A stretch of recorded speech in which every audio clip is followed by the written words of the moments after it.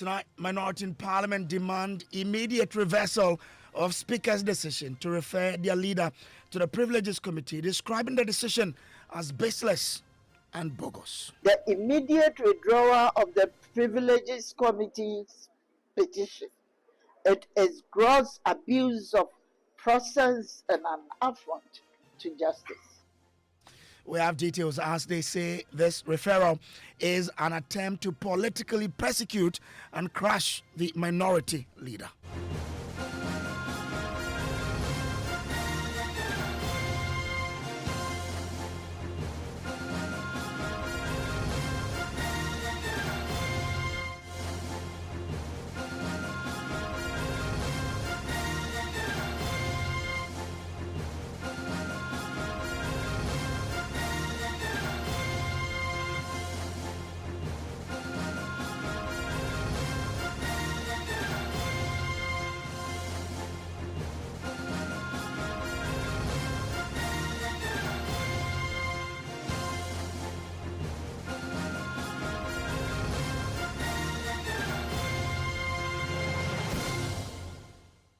Well, top story is always brought to you by Telecel Connecting Energies, Holy Insecticide Spray and Coil. Enjoy Holy Sleep. And also by Shield Pension Trust, into the future with you. Now, tonight, the minority in Parliament are up in arms against Speaker of Parliament Alban Bagbin, accusing him of cynical weaponization of the standing orders of Parliament in his referral of their leader, Alexander Feomakin, to the Privileges Committee. The minority leader is accused of bringing the authority of Parliament into disrepute by presenting himself to the ECOWAS Parliament despite a resolution of the House removing him from the delegation. Now, according to Deputy Minority Leader Patricia Appiagyei, who addressed journalists in Parliament, the referral represents an attempt to politically persecute and crush the minority leader. I called you here today not merely as a Deputy Minority Leader, but as a member of Parliament who has been dragged unwillingly into what can only be described as a cynical, diabolical, and constitutionally perverse scheme orchestrated within the precinct of Ghana's Parliament. What we are witnessing is not parliamentary procedure. It is political persecution. It is not the enforcement of standing orders. It is the weaponization of standing orders. And it is not about upholding the dignity of Parliament. It is about crushing the fearless opposition leader who has currently stood between this nation and constitutional anarchy. Right Honorable Speaker Bagbe ruling yesterday, referring the minority leader Osayini Alexander Kwamena Afenyo-Markin to the Privileges Committee is the culmination of a coordinated campaign of intimidation, harassment, and institutional abuse that began on 22nd July 2025 when I was ambushed without consultation or consent into an illegal plot to remove my leader from Ghana's delegation to the ECOWAS Parliament. So that's the minority leader there. Now, Patricia Appiagyei says the decision to remove Alexander Feomakin from the ECOWAS delegation is baseless and one that she describes as bogus. It comes to moving the resolutions numbered 19 of this House, and I quote, as the quotation I'm giving you. That's what he said. Mr. Speaker, when it comes to moving the resolution numbered 19 of this House, I shall move pursuant to our standing orders for the amendment of the composition of the delegation so that Osayini Alexander Kwamena Afenyo-Markin is removed and Honorable Patricia Appiagyei is replaced as a member of the delegation. When objections were raised by the minority chief whip, an honorable member of Bimbila, the Speaker dismissed them without hesitation, declaring, "We are masters of our own rules." So the resolution has been taken, and then we will proceed on to the other business. Masters of our own rules, more like masters of constitutional lawlessness. I was neither consulted nor did I consent to this scheme. The moment I learnt of it, I acted decisively. On that very day, 22nd July 2025, I wrote to the Speaker, stating in the clearest possible terms, respectfully, I wish to place on record that I was neither consulted nor did I give my consent to be considered as a replacement for the minority leader. At no point have I expressed any intention to replace my leader. Well, our Parliamentary Affairs correspondent Kweku Asante joins in the studio with details. Kweku, they suggest the referral is an attempt to punish the minority leader for his actions at the vetting of the Chief Justice, and this is a perception that has been held, that is held by several people in the NPP. How so? Well, they say that the majority leader made this application to the Speaker to refer Alexander Afenyamarkin to the Privileges Committee just a day after he had really stood firm at the vetting, insisting that his side were not going to allow Chief Justice Bafuboni go through. Yeah. And so they say all of this is just a mere attempt by the majority side in connivance with the Speaker to crack the wings of the minority leader, as it were. This Parliament has been rebuked by ECOWAS. Our country has been humiliated on the international stage. And the Speaker and majority leaders are the architect of this disgrace. And now, after orchestrating this constitutional travesty, after violating international law, after embarrassing Ghana before the community of West African nations, Honorable Mahama Ayariga had the audacity to petition the Speaker to refer the minority leader to the Privileges Committee for performing his lawful duties as a sworn member and third deputy speaker of the ECOWAS Parliament. This is not parliamentary oversight. This is a vindictive prosecution. The timing is revealing. This petition came exactly one day after the minority leader led our side at the Appointments Committee to expose the NDC's government dishonorable attempt to secure parliamentary vetting for the then Chief Justice nominee, Paul Bafuboni. And this is retaliation, pure and simple. And the Speaker, rather than dismiss this absurd petition out of hand, has entertained it, dignified it with a ruling, and referred it to the Privileges Committee. Well, okay, good. So what exactly are the demands of the minority? Yeah, the chief of the demand is that immediately that referral of the minority leader to the Privileges Committee must be withdrawn. Right. They also insist that it is they in the minority, they determine who must be on any delegation or from their side. It is not up to the Speaker or the majority side or the majority leader to try and micromanage them in terms of who they send to what delegation.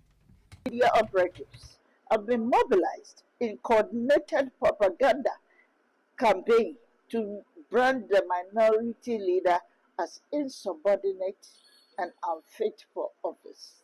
Fourth, the most egregiously Honorable Ayaraga, the very architect of unconstitutional ECOWAS delegation, changes, has now petitioned to drag the minority leader before the Privileges Committee for an offense other than attending to his lawful duties. These are not isolated incidents. This is a pattern of state-enabled intimidation, a coordinated assault on democratic accountability. We in the minority, we are here and we demand the following. One, the immediate withdrawal of the Privileges Committee's petition. It is gross abuse of process and an affront to justice. A public apology from the Speaker and majority leader,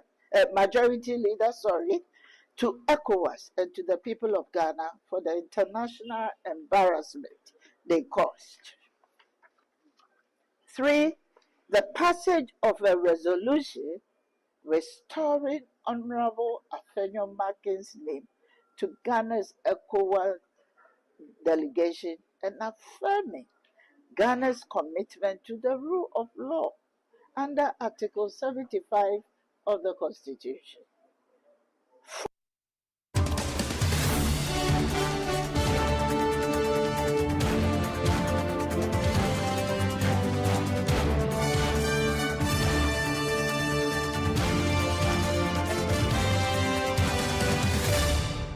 This is Stop Story brought to you by Telecel, Holy Insecticide Spray and Coil, and by Shield Pension Trust into the future with you. We've been joined on the line by the Majority Chief Whip, Roxanne Nelson Dafiamakbo. I'm grateful to you, sir, for joining us here. What's your reaction to this news conference by the minority challenging the decision by the Speaker? First of all, I am scandalized by what I don't know whether to call it a press conference or a press engagement or whatever it was. Essentially asking Speaker to reverse his decision. Really? And this is coming from the Deputy Minority Leader. I have a lot of respect for Madam Apiaje, but I'm totally scandalized by the kind of choice of words against my leader, first of all, the Honorable Mama Yariga, as well as the Right Honorable Speaker. She is senior to me in this house. And she is senior to me in leadership because she was in leadership before I joined leadership. She used to be the Deputy Majority Leader. And now she is the Deputy Minority Leader. There are certain things leaders don't do. And one is you don't go to the press and run the speakership and your fellow leader them run down this way. One, the Honorable PJ knows that if a decision emanates from the Speaker and you are aggrieved, you come by a substantive motion to, as it were, challenge that decision on stated grounds and have it reversed, revised, or otherwise. She knows exactly that is the procedure provided. Now, two, you do not impute improper motives to the Speaker. Our rules are very clear. I don't want to bore anybody with the standing orders in this matter. And yet, she goes to the media and says that Speaker has willfully refused to listen to the minorities and when they raise objections. Who said that was what happened? Speaker listened to them. The Speaker said the decision of the House is not his decision. It is the House that decided. It is the House that constituted that delegation. It wasn't the Speaker. But in constituting that delegation. No, hold on. Okay. The resolution was passed by Parliament. And I'm shocked that sometimes the media itself, you don't ask the pertinent questions. When Parliament passes a resolution, is that a decision of the Speaker? So that somebody will say that it is the Speaker's decision, you go to the media and run down Speaker in the manner that she's doing, and you won't ask any question to bring the attention to the issues. Well, we've not had her yet, so maybe you don't want to hold No, down but on no, that tangent but you are before. playing. You are playing. Somebody covered the press conference, Yeah, exactly. and you are playing it, Exactly. and you are asking me to react. But we were supposed to have her. When we get her, we ask those questions. But don't they have a point when they say in constituting committees, they have the right as the side to decide who becomes a member of a certain delegation or committee? No, not in Listen, not in statutory delegations. These are statutory delegations. These are statutory delegations. You make proposals. When names are proposed, it is the House that votes on those names.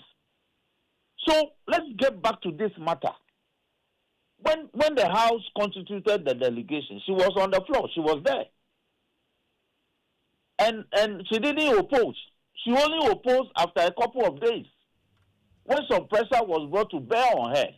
So what did she do? She issued a press release, a statement, saying that the decision of the House to put her on the ECOWAS delegation, she was no longer interested, and that her name should be taken off. That is fine. So it is up to Parliament to nominate another person and pass a resolution in adding the person. It is not her right to say the kinds of things she's saying about Parliament. So she's exercised her right not to be part of the delegation. The House has agreed. And who did? Was there a nomination for someone to replace her on the committee? No, we haven't done that yet, but we'll do so. Then second,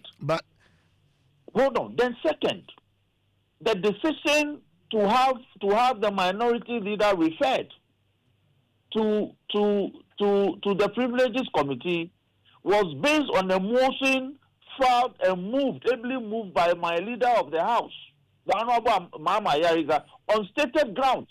But that's the grounds that's that where he they have a challenge to support his motion are a matter of public record. He says essentially that the conduct of the minority leader, which led to an embarrassment to our national parliament, constitutes a contempt of parliament. And so the Parliamentary Committee on Privileges should look into the circumstances. That is the basis upon which Speaker made the referral. Now, is she saying that Speaker has no right to make such a referral when the motion has been properly moved, debated, and Speaker found favor with it? So what is available to them is to appear before the committee and recount the issues the allegations that have been made against him. But to say that Speaker should reverse his decision and apologize is, with all due respect to her, a very scandalous thing to say as a senior member of the House. Now the argument they put forth is that you are trying to, sort of deal with the minority leader in the way that will reduce whatever he's doing in the House. That because of their objection to the vetting of the Chief Justice, this is the way that the majority wants to now show the minority that where power lies. This ECOWAS delegation matter was long considered before the vetting of the Chief Justice was done recently. As in the contempt motion? No, as in the composition of the ECOWAS delegation. Mm-hmm. This was a matter that happened sometime in July. Yes. When was the Chief Justice nominated and when was he vetted? But when was the contempt motion mooted? The contempt motion was mooted, I believe, last week. And it had been filed long ago by the Honorable Mama Yariga. It had been filed in Parliament long ago before the vetting. I believe so. That motion had been standing on the order paper for some time. When motions are filed, you in leadership, do you get details? Yes, they are advertised. So the minority have several motions standing on the order paper. They have been advertised. For instance, I have today's order paper. I have a motion, for instance, motion number 29, private members motion, that pursuant to order 129 of the standing order, the Right Honorable Speaker reviews the ruling made on Tuesday, 11th March 2025, for instance, dismissing an application made by Honorable Habib Idrisu in accordance with order. This was a motion filed by Afenyo Makin and Honorable Habib Idrisu. It's been advertised. It's on the motion paper. Well, so I just wanted to find out from you whether or not you saw this motion before it was communicated to the House this week. That the motion has been advertised for many occasions. So it was not as if nobody had noticed. In any case, it is the Speaker that admits motions. Okay, but I want to get of our standing orders. I want to be educated here. So, in constituting such a committee or delegation, do you have numbers that a majority should come with and numbers that a minority should come with? Yes, according to the proportion in the House. Okay, and so each side would have to decide who forms part of that number, right? Yes, you make proposals, and when you make proposals, that is not the end. The report is brought to plenary. So the House will take a decision. In taking the decision, some person's names, somebody can even suggest that Mr. Honorable A's name amongst the list should be deleted, should be removed, and Honorable Mr. B's name should rather be added. And the person may give good reasons. If the House is minded to agree with him, the amendment is done. But so a question will be put on the report. Those who are in favor say aye. We say aye. Those who are in favor say nay. If nobody opposes it, the question is put and passed. When it is passed, then a resolution is now passed. So once the decision of the House is what we call a resolution. Yeah, but the House have resolved to go this way. But once you have the House have resolved as follows. So the terms of the resolution are properly captured. But once that you have the motion, for instance, the motion I just read to you was a motion filed by Afenyo Makin and Habib seeking to reverse a decision taken by the Speaker some time back.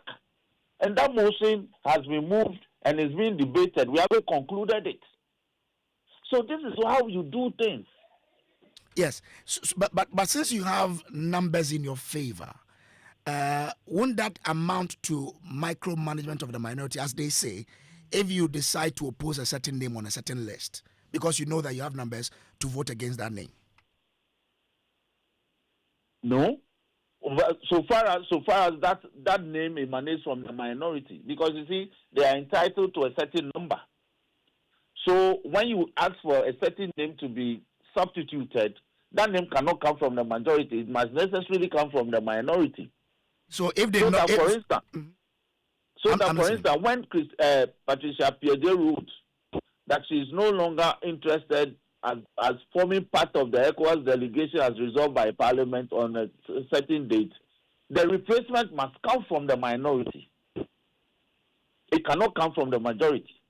So if the minority decide to nominate Alexander Afenyo Makin, what would the House do?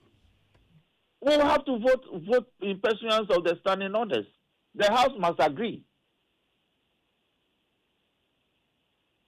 The House must agree. In the same way I told you that a name can be proposed, but a member on the floor can object to it on good grounds. And his proposal can be agreed to. So if that fails, then another person from the minority side will have to be nominated. These are things we do all the time. All the time. So, I mean, in the view of the majority leader, and you work with him, so you may probably know, what's the end game for this contempt motion that he filed? The committee will go into it. No, look, we will hear this matter. The committee will look into this matter and bring the report, and the House will take a decision. Because this attempt to say that our rules won't apply when it comes to people like Afenyo Makin, it won't happen. We will apply the rules. The Speaker has made a decision, and the committee has been properly taxed, referred. The matter has been referred to the committee. They have a certain time frame to return with a report. If anybody is aggrieved, there's a procedure provided under law for how these matters are supposed to be followed. It is that procedure that they must follow. It is not by press conference. And just a year ago, Afenyo Makin went to the Supreme Court, got a decision within two hours, came to hold a press conference on the steps of Parliament House and insulted Speaker from head to toe. Because that time he was in control of executive power, so nobody got bothered. It won't happen again. Will your side take any action against the deputy minority leader? Sorry? Will your side, as you say, the minority leader went too far in terms of how she described the speaker and then your leader? I'm asking whether your side will take this matter up and take any action against her. I will consider raising this matter on Tuesday. Because today we are adjourned, the house, everybody is gone.